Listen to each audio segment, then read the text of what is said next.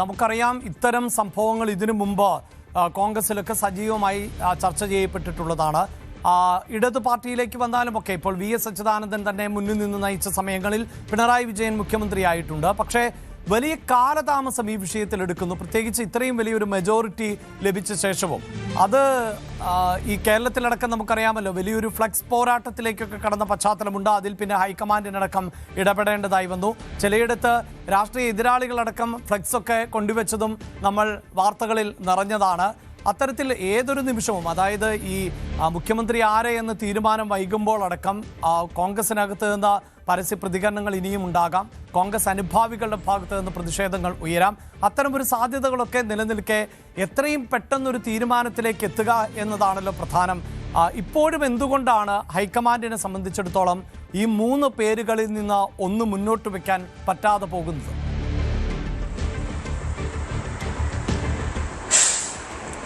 അഭിലാഷ്, ഹൈക്കമാൻഡിന് മുന്നിൽ എത്രയും പെട്ടെന്ന് ഒരു തീരുമാനത്തിലെത്തുക എന്നൊരു വെല്ലുവിളി ഇല്ല എന്നാണ് ഞാൻ മനസ്സിലാക്കുന്നത്. ഹൈക്കമാൻഡ് കേരളത്തിലെ ഇന്ത്യയിൽ ഏറ്റവും കൂടുതൽ മുഖ്യമന്ത്രിമാരെ തീരുമാനിച്ചിട്ടുള്ള ഒരു കോൺഗ്രസ് പാർട്ടിയാണ്. ആ കോൺഗ്രസ് പാർട്ടി എല്ലാ കാലത്തും എനിക്ക് തോന്നുന്നു ആകെ മുഖ്യമന്ത്രിമാരെ എടുക്കുന്നെങ്കിൽ പകുതിയിൽ കൂടുതൽ സംസ്ഥാനങ്ങളിലെ മുഖ്യമന്ത്രിമാരും ഇത്തരം വലിയ തർക്കങ്ങളിലൂടെയൊക്കെയാണ് തീരുമാനമെടുത്തിട്ടുള്ളത്. അങ്ങനെ തർക്കങ്ങൾ ഉണ്ടാകുന്ന സമയത്ത് പൊടുന്നനെ ഒരാൾക്ക് ഒരു നിലപാട് സ്വീകരിച്ച് ആ നിലപാടിൽ അങ്ങ് തീരുമാനമെടുക്കുക, അങ്ങനെയല്ല ഹൈക്കമാൻഡ് രീതി. ഹൈക്കമാൻഡ് ചിലപ്പോൾ തുടക്കത്തിൽ ഒരാളെ ആലോചിച്ച് കാണും, പിന്നീട് അവർ അത് മാറ്റം വരുത്താൻ ആലോചിച്ചെങ്കിൽ മറ്റൊരാളുടെ പേരൊക്കെ കടന്നു വരും. സാഹചര്യങ്ങൾ പരിശോധിക്കും. സാഹചര്യങ്ങളൊക്കെ പരിശോധിച്ച് ഇങ്ങനെ ഒരു പേര് വന്നാൽ എന്തെല്ലാം പ്രശ്നങ്ങൾ ഉണ്ടാകാൻ സാധ്യതയുണ്ട് അതൊക്കെ പരിശോധിച്ച് അതിനുള്ള പരിഹാരം ഏതൊക്കെ തരത്തിൽ നിന്നാണ് അങ്ങനെ ഒരു എതിർപ്പുണ്ടാകുന്നത്, ആ എതിർപ്പിനെ എങ്ങനെ പരിഹരിക്കാം, അത്തരം കാര്യങ്ങളൊക്കെ പരിശോധിച്ച ശേഷം മാത്രം തീരുമാനിക്കുക, പ്രഖ്യാപിക്കുക എന്നുള്ളതാണ് കോൺഗ്രസ് ഹൈക്കമാൻഡിന്റെ ഇക്കാലം അത്രയും തുടർന്നു വന്ന രീതി. അതുകൊണ്ട് അഭിലാഷ് പറഞ്ഞതുപോലെ വലിയ നഷ്ടങ്ങളൊക്കെ പല ഘട്ടത്തിലും ഉണ്ടായിട്ടുണ്ട്, ലാഭവും ഉണ്ടായിട്ടുണ്ട്. പക്ഷേ അവരുടെ ഒരു പ്രവർത്തന ശൈലി അങ്ങനെയാണ്. ആ പ്രവർത്തന ശൈലി കൊണ്ട് നഷ്ടപ്പെട്ട സംസ്ഥാനങ്ങൾ തന്നെയുണ്ട്. പാടെ ആന്ധ്രാപ്രദേശ് പോലും സംസ്ഥാനം തന്നെ കോൺഗ്രസിന്റെ കയ്യിൽ നിന്ന് പൂർണ്ണമായും കോൺഗ്രസ് ആ സംസ്ഥാനത്ത് നിഷ്കാസിതരായി എന്ന് പറയാം. ഒന്നാം UPA സർക്കാർ, രണ്ടാം UPA സർക്കാരിലൊക്കെ ഏറ്റവും നിർണായകമായ സീറ്റ് MP മാരെ തന്നൊരു സംസ്ഥാനമാണ്. ആ സംസ്ഥാനമാണ് നഷ്ടപ്പെട്ടു പോയത് കോൺഗ്രസിന്റെ ഈ ഒരു നിലപാട് കൊണ്ട്.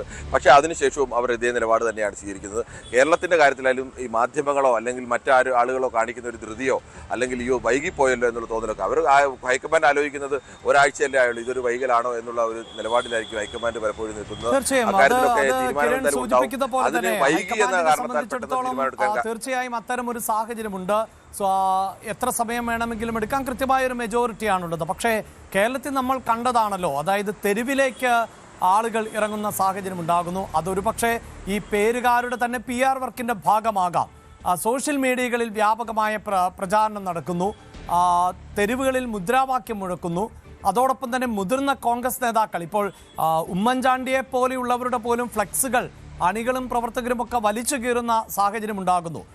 ഇതാണല്ലോ യഥാർത്ഥത്തിൽ ഈ അണികളുടെയും അല്ലെങ്കിൽ പ്രവർത്തകരുടെയും ഒക്കെ വികാരങ്ങളെ ഏത് തരത്തിലാണ് ഇത് ബാധിക്കുന്നത് എന്നതിൻ്റെ പ്രതിഫലനമായി നമുക്ക് ചൂണ്ടിക്കാണിക്കാൻ സാധിക്കുക. അപ്പോൾ ഇത്തരം വിഷയങ്ങൾ, അതായത് അണികളുടെയോ അല്ലെങ്കിൽ പ്രവർത്തകരുടെയോ അനുഭാവികളുടെയോ പ്രതിഷേധങ്ങളൊക്കെ കാണാതെ തന്നെയാണ് ഹൈക്കമാൻഡ് മുന്നോട്ട് പോകുന്നത് എന്നാണോ കിരൺ?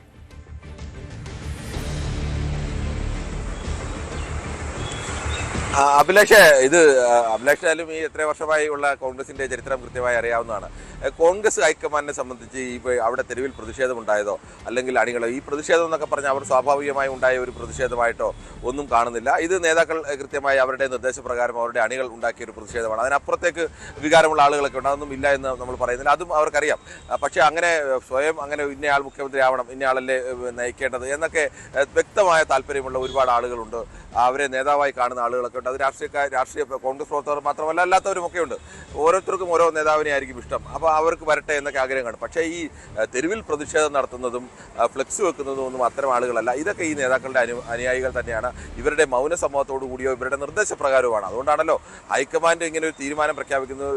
രാഹുൽ ഗാന്ധി അതിരൂക്ഷമായി ഈ 3 നേതാക്കൾക്ക് നേരെ വിമർശനം ഉന്നയിക്കുന്നു. അവർ പുറത്തിറങ്ങി ഈ വിഷയം മാധ്യമങ്ങളോട് പറഞ്ഞ് അടുത്ത സെക്കൻഡിൽ തന്നെ തിരുവനന്തപുരം അടക്കം മുതൽ കാസർഗോഡ് വരെ വെച്ചിരുന്ന ഫ്ലെക്സുകളൊക്കെ അരമണിക്കൂർ പോലും എടുക്കുന്നില്ല. ഫ്ലെക്സുകളൊക്കെ എല്ലാവരും അഴിച്ച് താഴെ വെക്കുകയാണ്. അപ്പോൾ ആരോ കൊണ്ടുവച്ച ഫ്ലെക്സ്, ഏതോ ഏതോ അനിയായി കൊണ്ടുവച്ച ഫ്ലക്സ് ഒന്നും ഇവർക്ക് അഴിച്ച് താഴെ വെക്കാനൊന്നും കഴിയില്ലല്ലോ. ഇത് കൃത്യമായും ഇവരെല്ലാവരും ആസൂത്രിതമായി നടപ്പാക്കിയതാണ്. പിന്നെ അതിനിടയിൽ മറ്റ് ചില ആളുകളൊക്കെ കടന്നു വന്നിട്ടുണ്ടാവും. ചിലർ സ്വയം താല്പര്യത്തോടു കൂടിയും അതിനിടയിൽ ഇപ്പോൾ ഒരു പ്രകടനം നടക്കുകയാണെങ്കിൽ ആ പ്രകടനത്തിൽ ഒരാൾക്ക് ഒരു താല്പര്യമുണ്ട്, എനിക്ക് ഇന്ന ആൾ മുഖ്യമന്ത്രി ആവണം താല്പര്യമുണ്ട്, അവർ കൂടി അതിൻ്റെ ഭാഗമാകും. പിന്നെ ഒരു തർക്കത്തിലേക്ക് വരുമ്പോൾ ചിലർ ഒരു പക്ഷം പിടിക്കും. അതൊക്കെ സ്വാഭാവികമാണ്. അത്തരം പക്ഷം പിടിക്കുകയും ഒക്കെ കേരളത്തിലായാലും ഏത് സംസ്ഥാനത്തായാലും ഉണ്ടാവും. അങ്ങനെയാണെങ്കിൽ ഹൈക്കമാൻഡിൻ്റെ പ്രതികൾ ഇത് സംബന്ധിച്ച ചോദ്യത്തിന് അവരൊറ്റ ചെറിയൊരു ഉദാഹരണമാണ് ചോദിക്കുന്നത്. നാളെ DK ശിവകുമാർ വിചാരിച്ചു കഴിഞ്ഞാൽ ഒറ്റ ദിവസം കൊണ്ട് കർണാടക മുഴുവൻ റാലി നടത്താൻ ശേഷിയുള്ള നേതാവാണ്. കർണാടകയിൽ എവിടെയും പ്രകടനങ്ങളോ ഫ്ലെക്സുകളോ എല്ലാം ഉയർത്താൻ ശേഷിയുള്ള നേതാവാണ്. കോൺഗ്രസ് പാർട്ടിക്കകത്ത് സിദ്ധരാമയ്യേക്കാൾ കൂടുതൽ അണികളുടെ പിന്തുണയുള്ള നേതാവാണ്. പക്ഷേ വിശാലമായ അർത്ഥത്തിൽ കർണാടകയിൽ കോൺഗ്രസ് ഭരണം നിലനിൽക്കണമെങ്കിൽ അതിന് സിദ്ധരാമയ്യെ പോലെ എല്ലാ വിഭാഗം കോൺഗ്രസിന് പുറത്തുള്ള ആളുകളെ കൂടി നേതാവായി അംഗീകരിക്കപ്പെടുന്ന ഒരാൾ വേണം. അങ്ങനെ നാളെ ഇത് DK ശിവകുമാർ ചെയ്താൽ മറ്റന്നാൾ അദ്ദേഹത്തെ മുഖ്യമന്ത്രിയാക്കാൻ കഴിയില്ലല്ലോ. അതൊരു തീരുമാനമാണ്. ആ തീരുമാനം ഇതൊക്കെ ഇങ്ങനെ പോകും. ഇതൊക്കെ ഒരുപാട് കണ്ട പാർട്ടിയാണ് ഈ കോൺഗ്രസ് പാർട്ടി. അതിൻ്റെ ദോഷങ്ങളും ഒരുപാട് അനുഭവിച്ച പാർട്ടിയാണ്. പക്ഷേ അതുകൊണ്ട് അവർ ഇപ്പോൾ തിരുത്തും എന്നുള്ള പ്രതീക്ഷയൊന്നുമില്ല. ഞാൻ ഇങ്ങനെ ദോഷമുണ്ടല്ലോ അതുകൊണ്ട് ഇത് മാറ്റിയേക്കാം എന്നുള്ളതല്ല.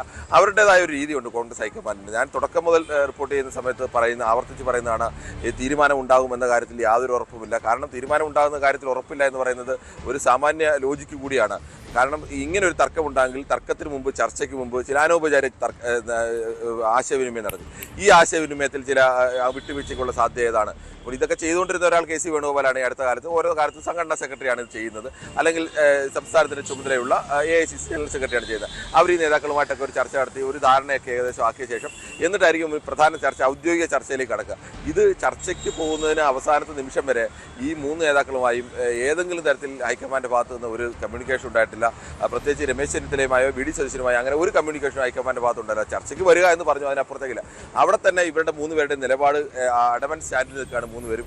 അത് ഒരു തീരുമാനത്തിലേക്ക് എത്തില്ല എന്നത് ഏറെക്കുറെ ഉറപ്പായിരുന്നു. ഇനി വീണ്ടും ചർച്ച നടത്തി ഇത്തരം അതിലൊരു തീരുമാനത്തിലേക്ക് കൊണ്ട് മൂന്ന് പേരും അവർക്ക് വേണ്ട വാദഗതികളൊക്കെ അവതരിപ്പിച്ചു. ആ വാദഗതികളോടൊന്നും തന്നെ ഹൈക്കമാൻഡ് കാര്യമായി വിയോജിപ്പില്ല. മൂന്ന് പേരുടെയും വാദഗതികളിനകത്ത് ഒട്ടേറെ ശരിയായ പോയിന്റുകളുണ്ട്. അവരുടെ വാദഗതി ശരിയാണ് എന്നത് ഹൈക്കമാൻഡും അംഗീകരിക്കുന്നുണ്ട്. ഹൈക്കമാൻഡ് വിയോജിക്കുന്ന ഒറ്റ കാര്യത്തിൽ മാത്രമാണ് ഇതിനുവേണ്ടി തെരുവിൽ പ്രതിഷേധം നടത്തുകയും അണികളെയും നേതാക്കളെയും ഉപയോഗിച്ച് പരസ്യ പ്രസ്താവന നടത്തുകയും ഹൈക്കമാൻഡിനെ വെല്ലുവിളിക്കുകയും പാർട്ടിയെ മോശമാക്കുകയും ചെയ്ത നടപടിയിൽ ഹൈക്കമാൻഡ് അതിരൂക്ഷമായ വിമർശനം ഉന്നയിച്ചു. അത് തിരുത്താതെ ഇക്കാര്യത്തിൽ നിങ്ങളോട് വിട്ടുവീഴ്ചയില്ല എന്നത് കൃത്യമായി തന്നെ ഹൈക്കമാൻഡ് പറഞ്ഞു. അതിൽ അവർക്ക് എതിർപ്പുണ്ട്. പക്ഷേ ഇവർ പറഞ്ഞ കാര്യങ്ങളിൽ ഇപ്പോൾ പ്രതിപക്ഷ നേതാവ് VD സതീശൻ പറഞ്ഞ കാര്യമാണെങ്കിൽ ടീം UDF ബിൽഡ് ചെയ്തു. ടീം UDFിൻ്റെ വികാരം മുഖ്യമന്ത്രി സ്ഥാനത്തേക്ക് മാനിക്കണം, അത് ന്യായമായ കാര്യമാണ്. രമേശ് ചെന്നിത്തലയാണെങ്കിൽ കഴിഞ്ഞ തവണ എങ്ങനെയാണ് താൻ പ്രതിപക്ഷ നേതൃസ്ഥാനത്ത് നിന്ന് മാറി നിന്നത്, അത് ഭൂരിപക്ഷം നോക്കിയല്ല, ഹൈക്കമാൻഡ് താല്പര്യം നോക്കിയാണ്. KC വേണുഗോപാലെങ്കിൽ ഭൂരിപക്ഷം MLA-മാരുടെ പിന്തുണ എനിക്കാണ്, കോൺഗ്രസ് ഇത്രകാലവും തീരുമാനിച്ചിട്ടുള്ള ഭൂരിപക്ഷം MLA-മാരെ നോക്കി. ഇത് മൂന്നും ഹൈക്കമാൻഡിനെ സംബന്ധിച്ച് തള്ളിക്കളയേണ്ട ഒന്നല്ല, അതിനൊന്നും അവർക്ക് എതിർപ്പുമില്ല. പക്ഷേ ഇതെല്ലാം നോക്കി ഒരാളെ മാത്രമേ തിരഞ്ഞെടുക്കാൻ കഴിയൂ. അത് കോൺഗ്രസ് പാർട്ടിക്കും മുന്നണിക്കും ഭാവിയൊക്കെ നോക്കി അവരൊരു തെരഞ്ഞെടുപ്പിലേക്ക് നടത്തും. അതിന് പതിയെ എടുക്കുക എന്നുള്ളതാണ് കോൺഗ്രസിന്റെ രീതി. അതായത് 23-ാം തീയതി വരെ സമയമുണ്ട് എന്നാണ് ദീപാദാസ് മുൻഷി പറഞ്ഞത്. 23-ാം തീയതിക്കുള്ളിൽ തീരുമാനമുണ്ടാകും എന്ന് വേണം നമുക്ക് പ്രതീക്ഷിക്കാൻ എന്നതാണ് ഇപ്പോഴത്തെ പശ്ചാത്തലം. ഹൈക്കമാൻഡ് കൂടിയാലോചിച്ച് ഒടുവിൽ ഒരു തീരുമാനം ഉണ്ടാകുമെന്നതാണ് ഇപ്പോൾ മനസ്സിലാക്കാൻ സാധിക്കുന്നത്. ആ നിലയിലാണ് അവിടെ കാര്യങ്ങൾ മുന്നോട്ട് പോകുന്നത് എന്നതാണ് ഡൽഹിയിൽ നിന്ന് കിരൺ ബാബു പറയുന്നത്. ഇപ്പോഴിതാ ഈ നേതാക്കൾ നേരത്തെ കൂടിക്കാഴ്ചകളൊക്കെ നടത്തിയതിനു ശേഷം കേരളത്തിലേക്ക് തിരികെ എത്തിയ പശ്ചാത്തലമുണ്ട്. KC വേണുഗോപാൽ, അതോടൊപ്പം തന്നെ രമേശ് ചെന്നിത്തല, VD സതീശൻ, ഈ മൂന്ന് പേരുകളിൽ ആരായിരിക്കും കേരളത്തിന്റെ മുഖ്യമന്ത്രി സ്ഥാനത്തേക്ക് വരിക എന്നത് സംബന്ധിച്ച കാത്തിരിപ്പിൽ തന്നെയാണ്. കൂടുതൽ വാർത്തകൾക്ക് News 18 Keralam YouTube channel subscribe ചെയ്യുക.